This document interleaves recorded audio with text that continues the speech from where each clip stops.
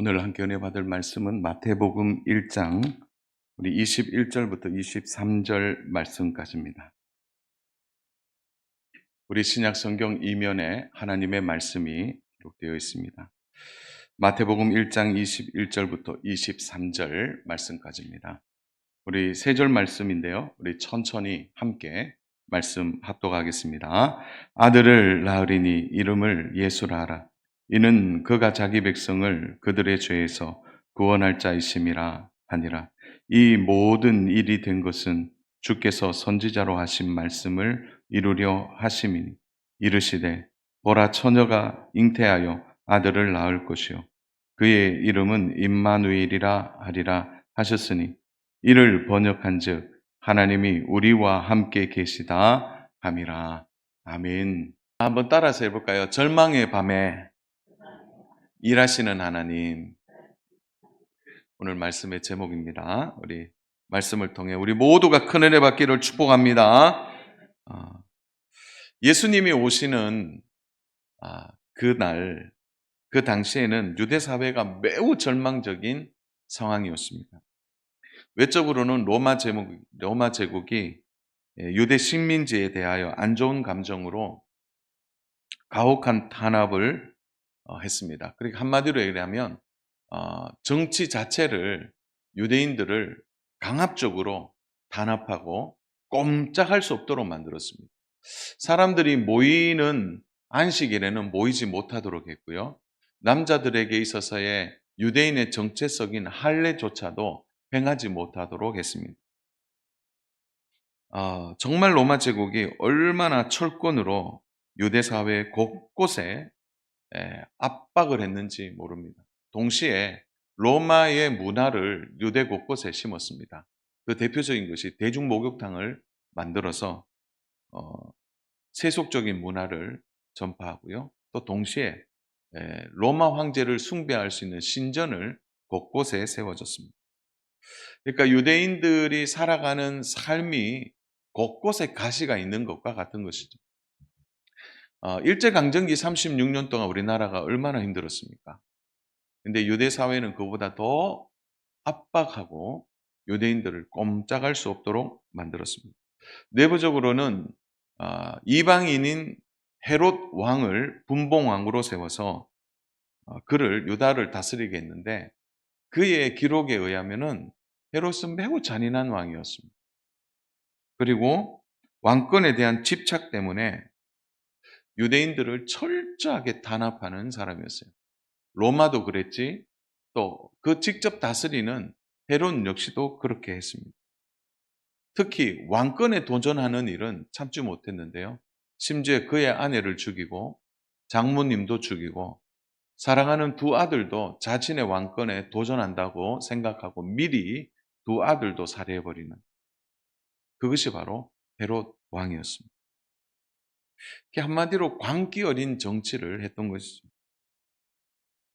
동방 박사들이 유대인의 왕이 베들레헴에 나셨다는 것을 알고는 아기 예수님을 찾지 못하자 흥분한 상태에서 군인들에게 명령하여 베들레헴과 그 주변의 2살 아래의 남자아이들을 모두 살해해버리는. 그래서 그 당시에 이제 유대 기록을 보면요, 베들레헴의 인구가 약 한 2천 명 정도 되었다고 합니다. 한 2천 명 정도 되고 2살 아래의 남자아이들이 한 20명 정도 되었다고 합니다. 근데 그 아이들이 다 억울하게 헤롯 왕의 칼에 살해되어 버린 거죠. 여기에 대하여 또 헤롯 왕의 이 관계에 대하여 종교 지도자들이 견제하고 유대인들의 마음을 품어줘야 되는데 이 종교 지도자들도 정치와 결탁해 버린 겁니다. 그리고 타락해 버리죠. 예배를 드리는 성전의 기능이 와해되었고 더욱이 성전의 뜰에는 바로 술꾼들의 숙소가 되어버렸고 성전에서는 이방인들이 불경스러운 이방 의식을 행하는 곳으로 타락해 버렸습니다. 유대 땅에 예언자들의 예언이 끊겼고 영적으로는 정말 깊고도 깊은 암흑이 유대 사회 전체에 있습니다. 정치적으로, 경제적으로, 정서적으로, 종교적으로, 또한 그들이 어디 하나 기댈 곳이 없었던 시대가 바로 유대 사회입니다. 그런데 우리가 주목하는 것은 가장 어두운 이때에, 사랑하는 여러분, 깜깜할 때요, 빛은 정말 아름답습니다. 다시 말해서 가장 어두울 때에 빛은 더 밝게 빛나게 되는 것입니다. 바로 이러한 절망의 시기에, 절망의 때에 하나님은 메시아, 바로 구주를 이 땅에 보내주셨습니다. 사랑하는 여러분, 오늘 우리가 살고 있는 이 시대도 악이 번창하고 악이 승리하고 또한 악한 세력이 매우 강력해서 마치 영원할 것처럼 느껴지는 시대를 우리가 살아가고 있습니다. 교회는 힘이 없는 것처럼 보이고 세상은 더 강력한 드라이브를 거는 것 같이 땅을 정복하고 땅을 다스리고 땅을 움직이는 것처럼 보이는 시대가 오늘 우리가 살고 있는 시대입니다. 경제는 점점 어려워지고 정치는 더 이상 소망이 없고 TV를 틀어도 뉴스를 보아도 온통 비난과 온통 이간질과 무엇인가 소망의 메시지가 없는 시대를 오늘 우리가 살아가고 있습니다. 그러나 사랑하는 여러분, 우리가 믿는 것은 여전히 하나님의 주권과 다스림입니다. 하나님은 우리가 절망적이다 이렇게 말할 때 하나님은 일하십니다. 절망이고 고통이고 악이 성행한다고 한다 할지라도 사랑하는 여러분, 여전히 하나님은 우리 가운데 계시고 하나님은 우리 가운데 여전히 일하시는 겁니다. 오늘 말씀을 듣는 우리 모든 성도님들의 영안이 열려서 하나님이 우리와 함께 계신 것뿐만 아니라 우리를 위해 일하시는 그 놀라운 하나님의 영광의 손을 보는 은혜가 있기를 주님의 이름으로 축복합니다. 가장 어두운 때에 구주가 오셨고 그 복된 구주가 절망적인 순간에 가장 큰 소망의 빛으로 유대 땅에 오신 것처럼 오늘 이 땅에 여전히 어둡고 힘들다 할지라도 교회는 빛을 발하고 또 하나님을 믿는 주님의 백성들은 하나님의 일하심을 믿는 믿음 안에서 오늘 이 시대를 살아가지만 분명히 소망이 있고 하나님의 다스림이 지금도 역사한다는 것을 믿기에 오늘 우리의 믿음이 하나님 안에서 더욱 강건해지고 주님의 은혜와 사랑을 이 성탄을 통해 더욱더 붙드는 귀한 은혜가 있기를 주님의 이름으로 축복합니다. 그래서 저는 오늘 성탄절을 앞두고 오늘 말씀을 통하여 한 몇 가지로 하나님에 대해서 한번 생각해 보고자 합니다. 그 첫 번째는 하나님은 자기 백성을 외면하지 않으신다는 겁니다. 우리 이 사실을 믿으십니까? 우리 한번 이 하나님은, 제가 이렇게 얘기하면 그 뒤에를 한번 얘기해 볼까요? 하나님은 자기 백성을 외면하지 않으신다. 우리 믿으시면 아멘.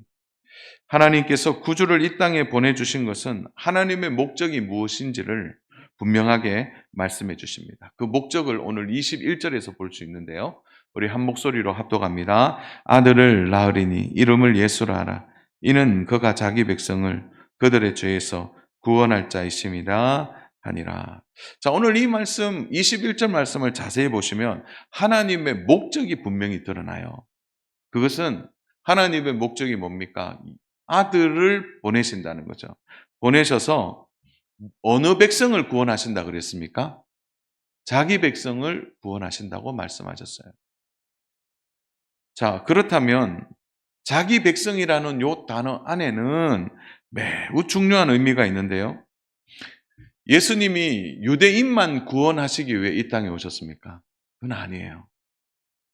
예수님이 자기 백성을 그들의 죄에서 구원하시기 위해 이 세상에 오셨다는 이 목적은 자기 백성이라는 단어에 유대인만 들어가는 것이 아니라 예수님을 믿는 자들, 다시 말해서 유대인뿐만 아니라 유대인을 싫어하는 로마인도, 그리고 지옥의 땔감으로 여길 만큼 유대인들이 싫어했던 사마리아인도, 그리고 헬라인도, 그리고 로마인 이방인들도 다 하나님이 자기 백성이라고 말씀하시고 그들을 구원하시고자 예수 그리스도를 보내셨다고 말씀합니다. 그래서 오늘 하나님의 목적은 자기 백성을 구원하려고 하는데, 자기 백성이 유대 땅에 왔다고 해서 유대인만 들어가는 게 아니라는 거죠. 그 안에는 이방인 전체가 다 들어가는 겁니다. 사랑 여러분, 그래서 우리가 생각하는 구원의 범위를 좁혀서는 안 됩니다. 하나님의 자녀의 범위를 좁혀서는 안 되는 거죠. 이런 거예요. 저 사람은 절대 하나님을 믿을 수 없어. 그런 분이 있습니까? 저 사람은 예수 믿을 사람 아니야. 함부로 말하시면 안 됩니다. 하나님의 목적이 뭐라 그랬죠? 자기 백성을 구원한다는 거예요. 제가 이렇게 말하니까 저희 아파트에 빌런 한 분이 있습니다. 여러분, 아파트마다 꼭 그런 분들 계시죠? 네, 동네마다. 진짜 이분 빌런이에요. 하지 말라는 건 다 해요. 그렇게 지하 주차장에서 담배 피지 마세요 해도 얼마나 피는지. 그 피고는 또 이렇게 쓰레기통에 넣어야 되는데 그냥 버리고. 빌런 중에 빌런이에요. 제가 그래서 막 눈치도 주고 말도 했어요. 근데 제가 어느 날, 제가 한 2달 전인가요? 25일 날, 만약 25일 날 그분이 지인의 손을 잡고 우리 교회에 온다면, 이런 생각이 확 들었어요. 제가 아파트에 지나가면 그분이 저를 피해요. 몇 번 잔소리했거든요. 그런데 그분이 우리 교회에 온다면 난 어떻게 대할까? 와, 그 순간부터요, 제가 미워하는 마음을 지웠어요. 요즘은 지나가면 이제 이렇게 합니다. 억지로라도. 그 누구는 안 된다 말할 수 없다는 거예요. 자기 백성이라는 하나님의 목적에 대하여 우리가 무엇을 얘기할까요? 말할 수 없다는 거죠. 우리는 하나님의 자녀, 자기 백성을 모르기 때문에 우리의 시선에 판단이 들어가면 매우 위험합니다. 우리 사도행전 13장 48절 말씀 우리 같이 한번 합독할까요? 시작. 이방인들이 듣고 기뻐하여 하나님의 말씀을 찬송하며 영생을 주시기로 작정한 자는 다 믿더라. 영생을 주시기로 작정한 자 중에 우리 아파트 303동의 빌런이 그거 모르잖아요. 어떻게 될지 모른다는 거죠. 누가 작정된 자에게 모르기 때문에 우리가 복음을 전하는 데는 차별이 없어야 된다는 거예요. 구원받기로 작정한 백성을 절대 외면하지 아니하시고, 하나님은 하나님의 목적대로 그들을 외면하지 아니하시고 구원의 은혜에 동참시키십니다. 그래서 누구의 손을 통하여 일하시느냐? 바로 먼저 자기 백성이 된 우리를 통하여 하나님은 그 일을 하신다는 겁니다. 우리 믿으십니까? 700년 전 이사야 선지자의 예언대로 정말 구주가 이 땅에 오셨습니다. 가장 절망적인 이 땅에 예수님이 오셔서 가장 확실한 하나님의 마음을 보여주셨습니다. 그것은 하나님은 자기 백성을 결코 외면하지 않으신다. 그리고 반드시 구원의 역사에 동참할 수 있도록 700년 전에 예언했던 그 말씀대로 우리 구주가 절망적인 이 유대 땅에 오셨다는 겁니다. 그래서 우리는 이런 믿음이 있어야 합니다. 하나님의 자녀는 하나님께서 반드시 믿게 하신다. 그리고 그 자녀는 하나님이 바로 믿는 자기 백성이 먼저 된 성도들의 손을 통하여 그들을 불러주신다. 우리 이 사실 꼭 믿기를 주님의 이름으로 축복합니다. 그래서 하나님은 절대 자기 백성을 외면하지 않으세요. 오늘 오신 분들뿐만 아니라 지금 믿음에서 좀 정지한 분들, 또 고난 가운데 하나님 앞에 낙심하고 떠난 분들이라 할지라도 여러분 우리 기억하십시오. 그런 분들이 하나님 외면하지 않으시고 하나님의 때에 불러주신다. 그래서 우리가 그들이 하나님께 올 수 있도록 먼저 우리가 쓰임받고 있다는 사실을 꼭 믿는 저와 믿음의 성도님 되시기를 주님의 이름으로 축복합니다. 두 번째로는 절망의 순간에도 하나님은 그분의 목적을 이루어 가신다는 거예요. 구원의 역사는 아무리 어두운 시대 환경이라도 그것에 개의치 아니하시고 하나님의 목적을 이루어 가신다는 거예요. 자녀 여러분, 아무리 절망적이라도 하나님은 일하십니다. 하나님은 그분의 뜻대로 그 일을 하셔요. 우리가 예전에는 이 찬양을 참 많이 자주 불렀던 것 같은데요. 여기 In His Time이라는 거 있습니다. 주님의 시간에. 주님의 시간에 주의 뜻 이루어지리 기다려 하루하루 살 동안 주님 인도하시리 주의 뜻을 때까지 기다려. 근데 이 찬양 부를 때 어떤 마음 드세요? 주님이 우리에게 오시는 시간과 우리가 주님이 왔으면 하는 시간이 우리 인생을 살아가면서 얼마나 많이 다른지 우린 여러 번 경험합니다. 그러나 하나님의 시간이 얼마나 정확한지를 믿으셔야 합니다. 그래서 어떤 성경 유머에 보니까 이렇게 말해놨더라고요. 서두르면 이스마엘이 되고 기다리면 이삭이 된다. 좀 재밌는 유머 같아요. 우리 한번 해볼까요? 서두르면 이스마엘이 되고 기다리면 이삭이 된다. 참 그 성경 유머지만 저 뼈가 있는 것 같습니다. 그만큼 하나님의 일하심을 믿고 기다려야 된다는 거예요. 인내는 믿음에서 나옵니다. 믿음이 없이는 인내 열매를 맺을 수 없는 것입니다. 아무리 절망적인 순간이라 할지라도 하나님은 여전히 하나님의 목적을 이루어 가신다는 겁니다. 하나님은 여전히 그 일을 쉼없이 하나, 둘 이루어 가신다는 겁니다. 우리가 살아가면서 초조하고 조바심을 가질 때가 있습니다. 자녀 여러분, 그러나 우리가 하나님에 대한 분명한 믿음을 갖고 있어야 합니다. 그것은 하나님의 타이밍이죠. 하나님은 하나님의 목적을 이루시기 위하여 그분은 가장 좋은 때에 그 일을 이루어 가신다는 것.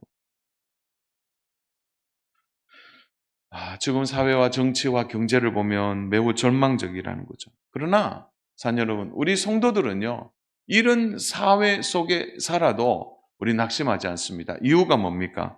하나님은 그분의 목적을 지금도 우리 사회 안에, 경제 안에, 정치 안에, 또 교회를 통하여 이 일을 이루어 가시기 때문에 그렇습니다. 며칠 전에 선배 목사님을 만났습니다. 좀 만나서 얘기를 좀 했는데요. 그 목사님이 자기의 인생을 돌아보면서 이런 말씀을 하더라고요. 자신도 목사의 아들로 태어나서 목사의 아들로 살았고 지금도 자신이 목사로 살아가지만 자기가 무섭게도 놀라는 것 중에 하나가 있다는 거예요. 그것은 자기를 위하여 하나님이 하나님의 목적을 이루어 가시는데 빈틈이 없었다라고 말합니다. 목사가 안 되려고 얼마나 몸부림쳤는지. 그런데 하나님이 끝내 목적을 이루어 가신다. 그걸 세월이 지나면 지날수록 경험한. 그러다 보니까 하나님이 더 무서워진다는 거예요. 저는 이게 바르다고 생각합니다. 우리가 신앙을 갖게 됐을 때 하나님을 경외한다라고 말하는데 이 경외라는 말보다 더 정직하게 얘기하면 우리의 신앙이 깊어지면 깊어질수록 하나님이 무서워지더라고요.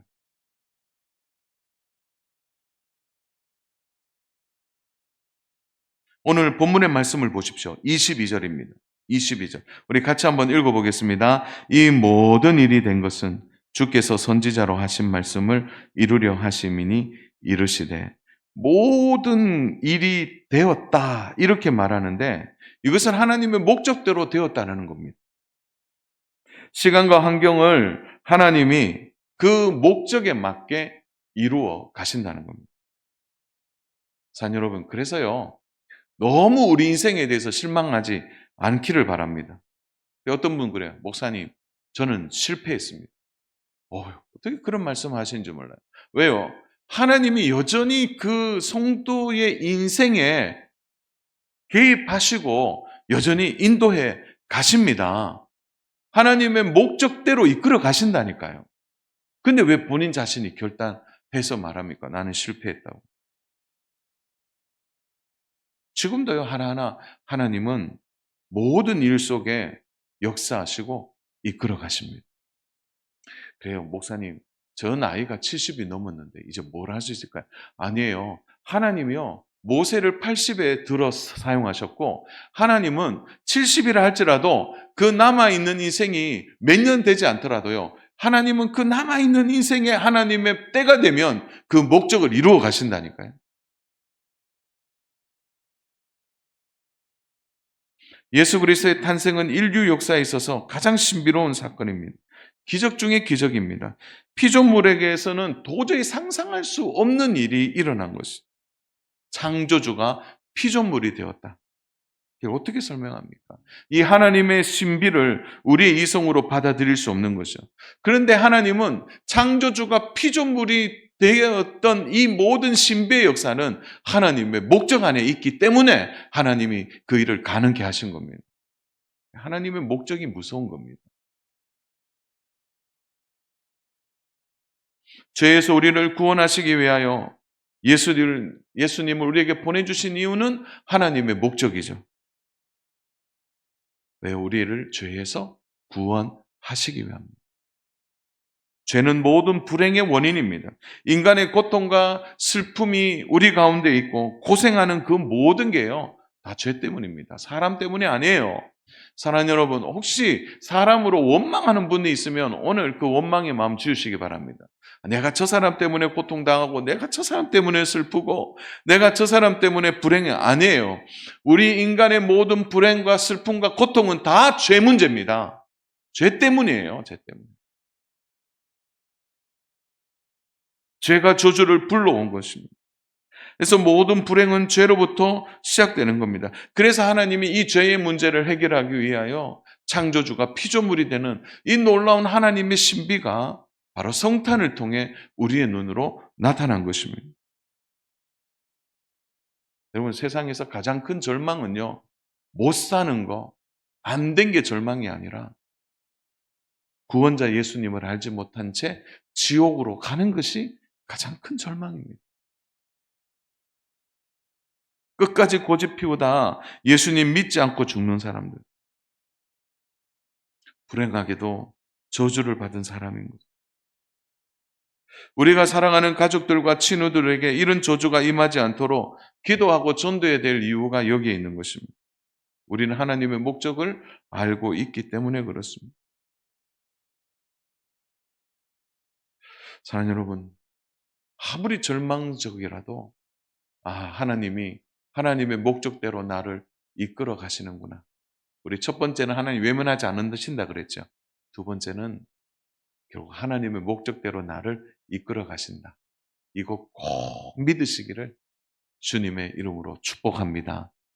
예수 그리스도를 통하여 하나님의 목적을 분명히 보여주시고 오늘 우리들에게도 보여주시는 겁니다. 마지막 세 번째로는 최고의 선물을 우리에게 주셨다는 거죠. 그것은 우리에게 언제나 하나님은 함께 하신다는 선물입니다. 한번 따라서 해볼까요? 임마누엘. 이것을 우리에게 선물로 주셨습니다.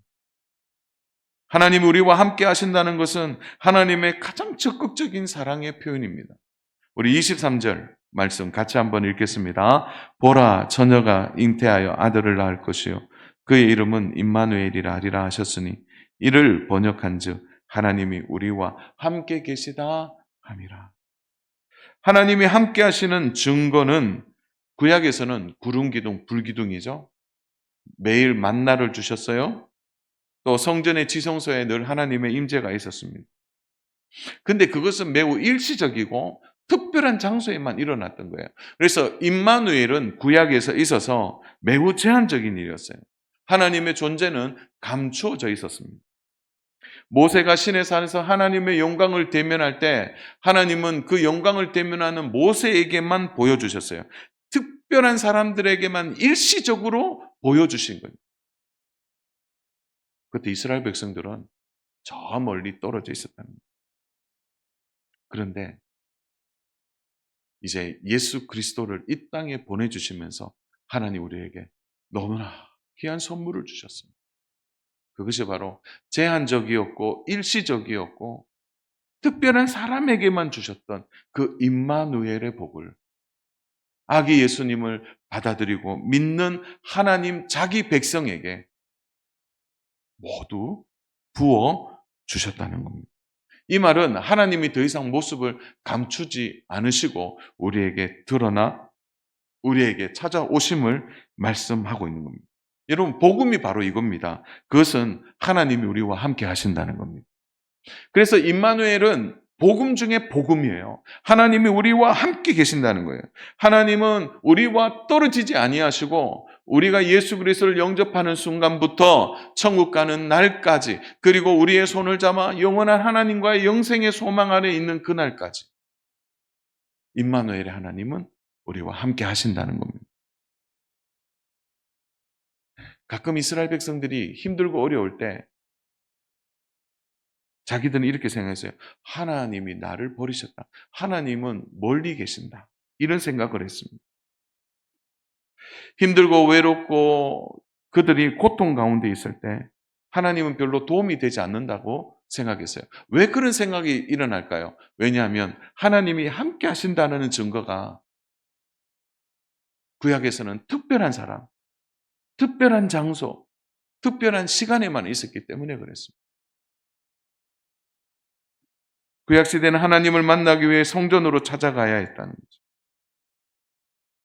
그러나 가장 절망적인 이 시대, 이 시간에 하나님은 찾아오셔서 우리와 함께 하신다고 말씀하시고 이제 특별한 곳에 가지 않아도 특별한 시간이 아니더라도 특별한 사람에게만 아니라 예수 그리스도를 영접하는 모든 사람에게 이제 임마누엘로 함께해 주시는 것입니다.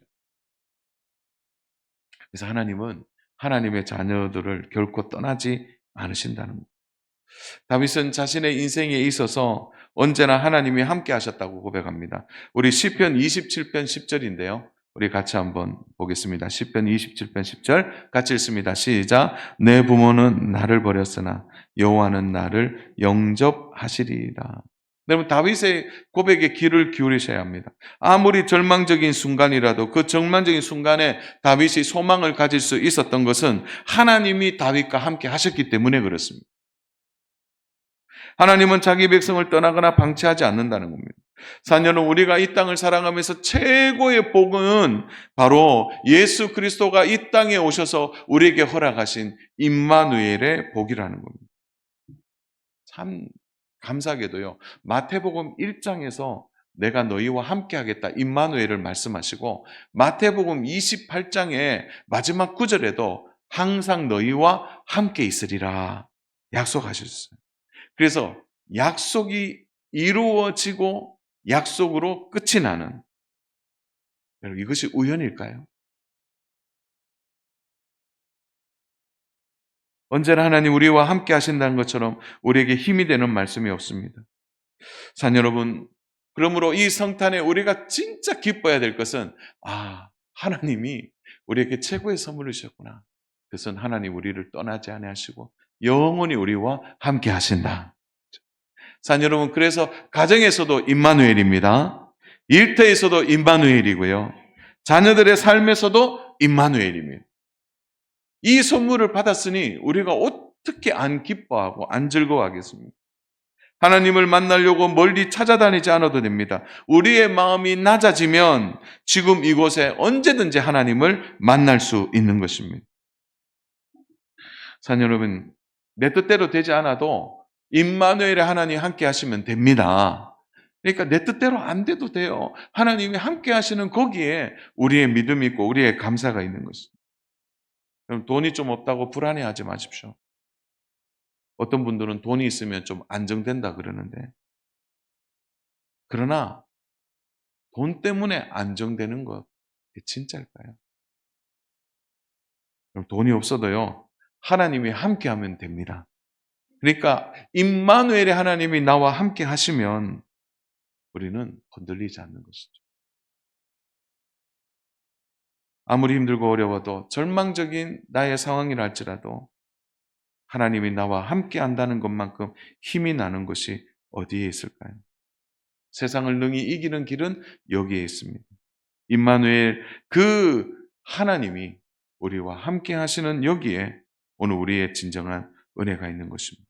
살기 어렵다고 낙심하지 마시고 생사화복이 하나님의 손에 있고 하나님이 나와 함께 하시기에 절대 주권에 하나님의 손이 나를 인도하신다는 것을 믿고 끝까지 믿음 안에서는 저와 우리 믿음의 성도님 되시기를 주님의 이름으로 축복합니다.